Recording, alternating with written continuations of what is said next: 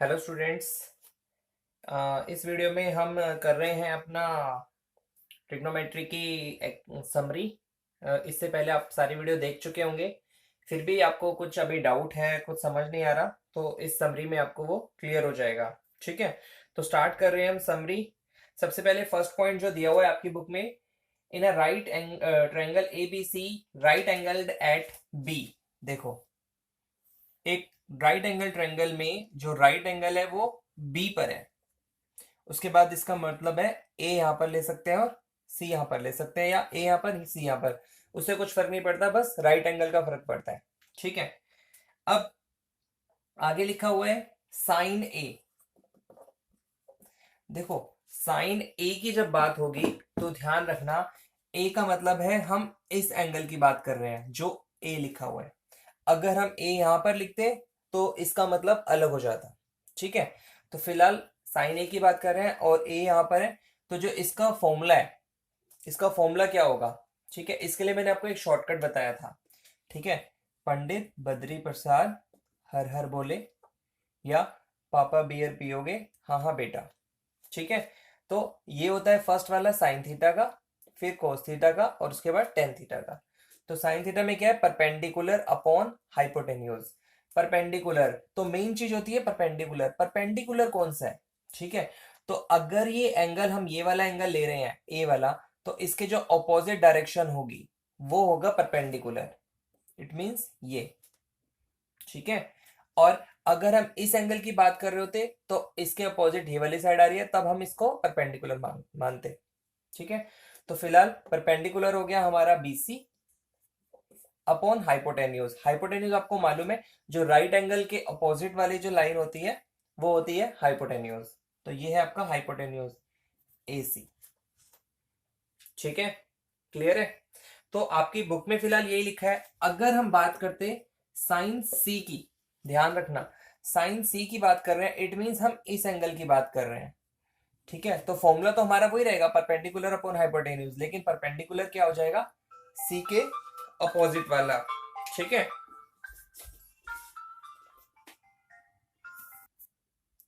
तो जो परपेंडिकुलर होगा वो होगा इसके सामने वाला, मतलब इसके अपोजिट वाला। तो इस टाइम हो गया परपेंडिकुलर ए बी, और जो हाइपोटेन्यूज है वो वही रहेगा जो राइट एंगल के सामने वाली लाइन होती है। ठीक है, तो साइन ए और साइन सी में बहुत फर्क है, ध्यान रखना, केवल परपेंडिकुलर का। ऐसे ही उसके बाद आपको दिया हुआ है cos A. Cos a simple है, कॉस ए क्या होगा? Base upon hypotenuse. तो बेस कौन सा होता है? अब यहां पर हमें बेस का ध्यान रखना पड़ेगा। बेस होता है जिस एंगल की हम बात कर रहे हैं वो वाली लाइन, जिस लाइन पर वो एंगल बना हुआ है। इट मींस जो ए है वो इस लाइन पर एंगल बना हुआ है, इसका मतलब बेस हम इसको लेंगे ए बी को, और हाइपोटेन्यूज ए सी। क्लियर? और ऐसे इसके अपोजिट अगर मैं बताऊं, cos सी अगर हमें फाइंड आउट करना होता, तो इट मींस ये एंगल बना हुआ है इस बेस पर, तो हम बेस मानते बी सी, और हाइपोटेन्यूज होता ए सी। क्लियर? और लास्ट बच गया आपका टेन ए। तो टेन ए क्या होगा?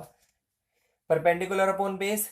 ए की बात कर रहे हैं तो परपेंडिकुलर हो गया ये, और बेस हो गया ये वाला। ठीक है, इसमें आपको कोई डाउट नहीं होगा। अब इसके अपोजिट चलते हैं। साइन थीटा का जो उल्टा होता है वो होता है कोसेक थीटा। मतलब हम साइन ए को 1/, कोसेक ए भी लिख सकते हैं, ध्यान रखना। क्लियर? तो अगर साइन ए 1/कोसेक ए है तो क्या होगा? इट मींस जो कोसेक ए हो जाएगा, ये कोसेक ए ऊपर जाएगा अगर, तो कोसेक ए हो जाएगा 1/साइन ए, बेसिकली साइन ए का उल्टा। ठीक है, तो अगर हम यहाँ बात करें कोसेक ए की, तो कोसेक ए का जो फॉर्मूला हो जाएगा वो हो जाएगा हाइपोटेन्यूज अपॉन परपेंडिकुलर। आपको ध्यान रखना है हाइपोटेन्यूज कौन सा है, परपेंडिकुलर कौन सा है। हाइपोटेन्यूज ये है, और परपेंडिकुलर ए की बात कर रहे हैं, इट मींस ये वाला, ए के अपोजिट वाला।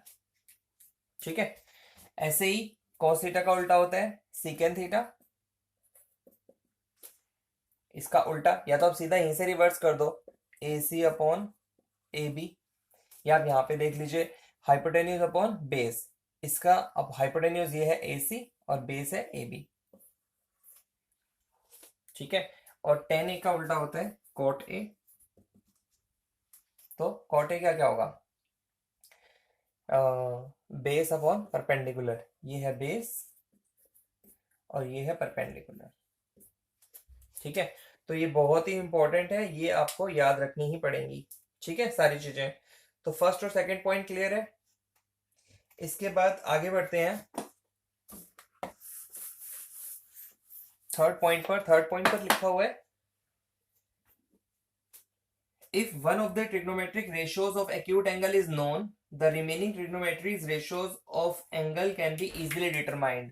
सिंपल सी बात है, वो कहना चाहता है अगर हमें ये वाला एंगल दिया हुआ है, सपोज साइन हमें दिया हुआ है 1/2, तो जो तीसरी साइड बच गई है, जो अदर साइड्स बच गई हैं, उसको भी हम इजीली निकाल सकते हैं। कैसे निकालते हैं अभी मैं आगे आपको बताता हूँ। The values of trigonometric ratios of angles 0, 30, 45, 60, 90, ठीक है। तो इसके लिए देखो मैंने आपको एक टेबल बनवाई थी जो बहुत इंपॉर्टेंट है, मैं आपको फिर से सिखा देता हूँ, थोड़ा स्पीड से करेंगे क्योंकि मैं आपको ये पहले चीज करा चुका हूँ। अगर आपको नहीं इसमें समझ में आता तो आप मेरी पुरानी वीडियो देख लीजिए, उसमें जिस एक्सरसाइज में ये वाले क्वेश्चन है मैंने उसमें डिटेल में अच्छे से समझाया है। तो हम स्टार्ट कर रहे हैं फटाफट। साइन कॉस ए की जगह हम थीटा लिख देते हैं इस बार, टेन थीटा। और इसके अंदर कौन कौन सी रेशियोज होती हैं, 0, 30, 45, 60 और 90, ठीक है। अब मैंने आपको बताया था इस टेबल को बनाते कैसे हैं, अगर एग्जाम में क्वेश्चन आता है तो 1 मिनट लगेगा, इसके अंदर 1 मिनट के अंदर आप इतनी टेबल को बना सकते हैं। तो अब क्या सिखाया था, सबसे पहले हमें यहाँ लिखना है 0, 1, 2, 3, 4, ठीक है। 3 हमें टोटल काम करना है इसमें, 3। पहला काम 0, 1, 2, 3, 4 लिखना है। सेकंड काम सबको 4 से डिवाइड करना है। और थर्ड काम सब में हमें रूट लगाना है। बस अगर आपको ये तीनों स्टेप याद है तो बस आपकी टेबल बन गई। 0.4 तो 0 ही होता है, 1/√4 1/2 होता है, इसका मतलब साइन 30 की वैल्यू हो गई 1/2। इसको आप यहाँ पे काटेंगे तो ये रह जाएगा 1/√2, यहाँ पर हो जाएगा √3 ऊपर रहेगा, √4 का हो जाता है 2 और ये हो गया आपका 1। बस साइन की वैल्यू आ गई सारी। कॉस की वैल्यू मैंने कैसे बताई थी, जो ये लास्ट वाली वैल्यू है वो यहाँ पर शिफ्ट कर दो, ये वाली वैल्यू यहाँ पर शिफ्ट कर दो, ये वाली वैल्यू यहीं पर रहेगी, ये वाली वैल्यू यहाँ पर शिफ्ट कर दो और ये वाली वैल्यू यहाँ पर शिफ्ट कर दो। ये हो गई आपकी कॉस थीटा की वैल्यूज, ठीक है। और बच गया टेन थीटा। तो टेन थीटा में क्या होगा, टेन थीटा का मैंने आपको फॉर्मूला बताया था, एक होता है sine theta upon cos theta. तो 0/1, 0/1 होता है हमेशा 0, ध्यान रखना। 1/0 जो होता है अगर नीचे 0 आता है इट मींस वो होता है इंडेफिनेट, या ऐसे भी लिख सकते हैं उसको, या हम नॉट डिफाइंड भी लिख सकते हैं, ठीक है। दिस अपॉन दिस, तो हम अगर करते हैं ऐसे 1/2/√3/2 और इसको जब हम सॉल्व करेंगे तो ये आएगा 1/√3। दिस अपॉन दिस आएगा तो 1, दिस अपॉन दिस आएगा √3। बस ये हो गई आपकी टेन थीटा की वैल्यू, ठीक है। तो अभी भी क्लियर हो गया होगा कि ये सारी वैल्यूज हमने कैसे निकाली हैं। अब बात करते हैं इनके जो अदर चीजें रह गई हैं हमारी, क्या क्या रह गया है, हमारा कोसेक रह गया, कोसेक थीटा, सीकेंड थीटा और कॉट थीटा। तो ये भी बड़ा आसान है, सिंपल सा। कोसेक थीटा क्या होता है, इसका उल्टा होता है, ध्यान रखना, इसका उल्टा। 0 का उल्टा मतलब देखो, 0 का उल्टा करोगे तो मैंने आपको मालूम होगा जिसके डिनोमिनेटर में कुछ भी नहीं होता उसके डिनोमिनेटर में हम 1 मानते हैं, ठीक है। तो मान लो यहाँ 0/1 लिखा हुआ है, तो 0/1 को जब आप उल्टा करोगे 1/0, तो 1/0 को क्या लिखते हैं, 1/0 को लिखते हैं नॉट डिफाइंड, ठीक है। और ऐसे इसकी बात करें, 1 के नीचे कुछ नहीं है तो 1, तो 1/1 का उल्टा भी करोगे तो वो 1 ही बनेगा। ऐसी अब 30 की बात करेंगे, 1/2 का उल्टा 2/1, 1/√2 का उल्टा √2/1, √3/2 का उल्टा 2/√3। ऐसे ही आप अपने इनकी वैल्यूज कर सकते हो। या कोसेक थीटा में इसका उल्टा कर लो। अदरवाइज ये सारी वैल्यू शिफ्ट कर दो, ये यहां पर आ जाएगी, ये वाली वैल्यू यहां पर आ जाएगी, ये यहीं पर रहेगी, ये यहां पर चली जाएगी और ये यहां पर चली जाएगी। कॉट थीटा में टेन थीटा का उल्टा कर दो, तो 0.1 मैंने आपको बताया था नॉट डिफाइन होता है। इसका आ जाएगा √3 इसका उल्टा आ जाएगा 1/√3 और नॉट डिफाइन का उल्टा आ जाएगा 1।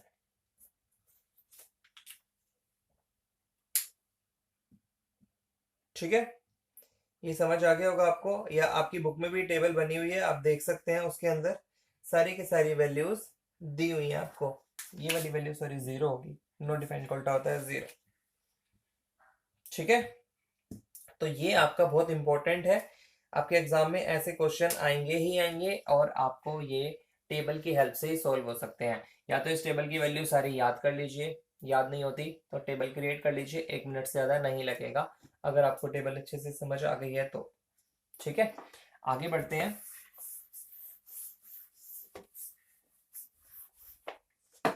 आगे आपको दिया हुआ है the value of sine theta और cos theta never exceeds 1। Sine theta और कॉस थीटा की वैल्यू 1 से ज्यादा कभी नहीं होती। ठीक है, ध्यान रखना। क्यों नहीं होती? क्योंकि अभी मैंने बताया था साइन 0 पे होती है वैल्यू 0, साइन 30 पर होती है 1/2, उसके बाद 1/√2, उसके बाद √3/2, उसके बाद 1। तो ये आपका इंक्रीजिंग ऑर्डर चल रहा है, 0 0 से थोड़ा सा आगे बढ़े, इससे आगे बढ़े, इससे आगे बढ़े और इससे आगे बढ़े, तो मैक्सिमम आपकी वैल्यू साइन थीटा के अंदर 1 ही जाएगी।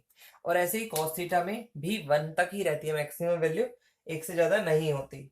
ठीक है, where is the value of second a cosec a is always greater than और इक्वल टू 1। हाँ, तो क्योंकि मैंने बताया था ये तो साइन थीटा हो गया, अगर हम बात करें कोसेक थीटा की तो मैंने बताया था इसका उल्टा होता है, 1 का उल्टा तो 1 है।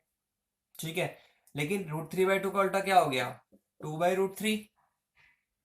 2/√3 को जब आप सॉल्व करोगे तो ये 1 से ज्यादा आएगी, इसको सॉल्व करोगे तो √2/1, ये भी ज्यादा आएगी 1 से, ये भी ज्यादा हो गई। ठीक है, इसका उल्टा होता है नॉट डिफाइंड। तो आपकी इसमें वैल्यू जो है वो हमेशा 1 से ज्यादा ही होगी, ध्यान रखना, कोसेक थीटा में भी और सीकेंड थीटा में भी। कोस थीटा, तो इन दोनों की वैल्यू मैक्सिमम 1 होती है और इन दोनों की वैल्यू 1 से हमेशा ज्यादा होती है। ठीक है, नेक्स्ट पॉइंट है आपका 6 नंबर पॉइंट, ये भी बहुत इंपॉर्टेंट है। Sign 90 minus A cos A होता है, याद रखना पड़ेगा आपको।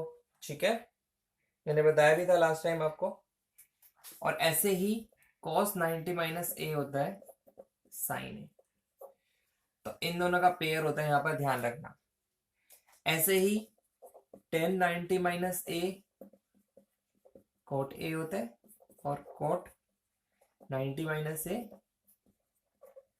tan ए होता है, ये पेयर होता है। और ऐसे ही लास्ट थर्ड बचता है आपका कोसेक 90 माइनस ए होता है सीकेंट ए और सीकेंट 90 माइनस ए होता है कोसेक ए। ठीक है, यही आपको सारी की सारी चीजें दी हुई हैं, ये आपको याद रखनी पड़ेगी। ध्यान रखना, साइन के साथ यहाँ पर कोस का पेयर होता है, कोसेक का नहीं होता। टेन के साथ कोट का होता है, कोसेक का सेक के साथ होता है। ठीक है, और आगे बढ़ते हैं। लास्ट स्टेप जो है इसके अंदर दिया हुआ है हमें क्वेश्चन, ये फॉर्मूले आपको याद करने पड़ेंगे। और मैंने आपको बताया भी था कि 3 फॉर्मूले से कितने फॉर्मूले बनते हैं, cos square theta is equal to 1, एक फॉर्मूला। दूसरा दिया हुआ है आपको second square theta minus tan square theta,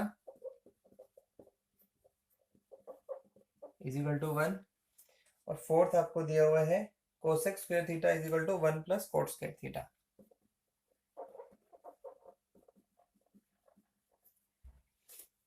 ठीक है, तो ये आपको ध्यान रखना पड़ेंगे। इसके अंदर मैंने आपको बताया था तीन तीन फॉर्मूले और दो फॉर्मूले और क्रिएट हो जाते हैं, जैसे साइन स्क्वायर थीटा का फॉर्मूला हो जाएगा 1 और ये इधर चला जाएगा तो माइनस हो जाता है। ठीक है, और ऐसे ही इसी की बात करें तो cos स्क्वायर थीटा को इस बार यहीं पर रखो 1 यहीं पे, और ये इधर जाएगा तो माइनस हो जाएगा। तो आप अगर ये वाला फॉर्मूला याद रखते हैं तो आप अपने फाइंड में ये वाला फॉर्मूला भी ध्यान रखना और ये वाला भी ध्यान रखना, एक से दोनों फॉर्मूले क्रिएट हुए। ऐसे ही सेम यहाँ पर सीकेंड स्क्वायर थीटा क्या हो जाएगा 1, ये इधर जाके प्लस हो जाएगा टेन स्क्वायर थीटा, और ऐसे ही टेन स्क्वायर थीटा को आप यहाँ ले जाओ और 1 को यहाँ ले आओ, 1 इधर आएगा तो माइनस हो जाएगा और टेन स्क्वायर थीटा इधर जाएगा तो प्लस हो जाएगा। तो टेन स्क्वायर थीटा का फॉर्मूला होता है ये। ठीक है, और यहाँ पर भी कोसेक स्क्वायर थीटा माइनस इधर आएगा 1 तो ये बन गया कोट स्क्वायर थीटा, और cosec square theta cot theta को इधर लिया, cot square theta is equal to हो जाएगा 1। ठीक है, तो अगर आप इनको याद रखना चाहते हैं तो याद रखने का इजी तरीका क्या है, ध्यान रखो कि पहले तो आपको साइन का कॉस के साथ पेयर होता है, ध्यान रखना इसमें सीकेंड का टेन के साथ होता है। तो अगर आपको ये ध्यान रहेगा कोसेक का कोट के साथ होता है तो बस ये ध्यान रखना है 1 प्लस ये वाला भी 1 प्लस, तो हमेशा 1 plus ten square theta 1 plus cot square theta. आपको पता ही है 10 के साथ सीकेंड का पेयर है, तो इसका मतलब इसका जो आंसर होगा वो सीकेंड स्क्वायर थीटा होगा। और ऐसे ही कोट का कोसेक स्क्वायर के साथ कोसेक के साथ पेयर बन रहा है, तो इसका मतलब इसका जो आंसर होगा वो कोसेक स्क्वायर थीटा होगा। तो अगर आप ये और ये तीनों फॉर्मूले याद रख लेते हैं तो आप इन तीनों फॉर्मूले से बाकी अपने सारे के सारे फॉर्मूले खुद क्रिएट कर सकते हैं। ठीक है, तो अगर आपको कोई भी इसमें अभी भी डाउट लग रहा है कि मुझे कुछ स्टेप समझ नहीं आया है तो आप कमेंट बॉक्स में लिख दीजिए, और इससे अगली वीडियो में मैं आपको अगला चैप्टर कराऊंगा। बहुत ही सिंपल है और एग्जाम में सबसे ज्यादा मार्क्स का वो क्वेश्चन भी आता है। ठीक है, तो ये मैं बता देता हूँ थोड़ा सा उसके चैप्टर के बारे में जो भी है आपका, लेकिन इम्पोर्टेंट है इसलिए मैं आपको थोड़ा सा आइडिया दे रहा हूँ। सम एप्लीकेशंस ऑफ ट्रिग्नोमेट्री जो आपका 9th चैप्टर है। ठीक है, तो मैं उसको थोड़ा सा बता देता हूँ बस इसी के अंदर, बाकी हम अगले इंट्रो वीडियो तो करेंगे ही करेंगे उसकी। इसमें दिया होता है जनरली, मान लो एक बिल्डिंग है, एक आदमी यहाँ पर खड़ा हुआ है और वो देख रहे हैं यहां से इसके टॉप को, यहां से वो इसके टॉप को देख रहा है। ठीक है, तो और यहां से बिल्डिंग से लेकर इस आदमी का डिस्टेंस भी दिया होता है, मान लो 10 मीटर का डिस्टेंस है। ठीक है, तो जब वो यहां से बिल्डिंग को देखेगा तो यहां पर एक एंगल बनता है उसके बेस से लेकर उसकी आईज तक, तो जिसको हम बोलते हैं थीटा। ठीक है, इस एंगल को बोलते हैं हम एंगल ऑफ एलिवेशन।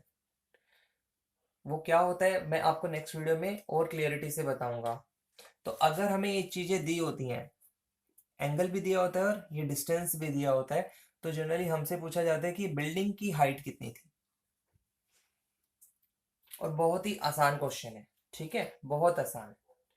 दूसरा स्टेप इसी के अंदर आपको बिल्डिंग की लेंथ दे दी जाती है, मान लो 100 मीटर है, और आपसे पूछ लिया जाता है कि इस आदमी का बिल्डिंग से कितना डिस्टेंस है अपोजिट। ठीक है, तो कैसे करते हैं वो मैं आपको नेक्स्ट वीडियो में बताऊंगा। ऐसे ही अगर कोई आदमी यहां पर खड़ा हुआ है और वो नीचे की तरफ देख रहा है, इस तरफ देख रहा है, यहाँ पर मान लो कोई पत्थर रखा हुआ है या कुछ भी चीज है यहाँ पर, उसको देख रहा है, तो एंगल यहां पर बनता है, उसको हम बोलते हैं एंगल ऑफ डिप्रेशन।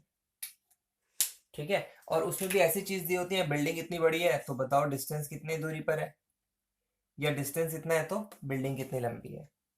या एक और चीज बताऊं, किसी आदमी ने यहां से लेके यहाँ पे सीढ़ी लगाई हुई है एक, दीवार के साथ, ये सीढ़ी है।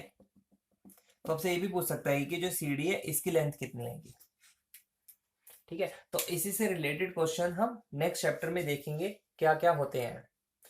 तो आपको फिलहाल समरी में कोई इशू है, या जो आपका 8th चैप्टर है उसके अंदर कोई इशू है, तो आप अपने कमेंट बॉक्स में लिख के मुझे बता सकते हैं। ठीक है, चलो मिलते हैं नेक्स्ट चैप्टर की वीडियो में। Thank you.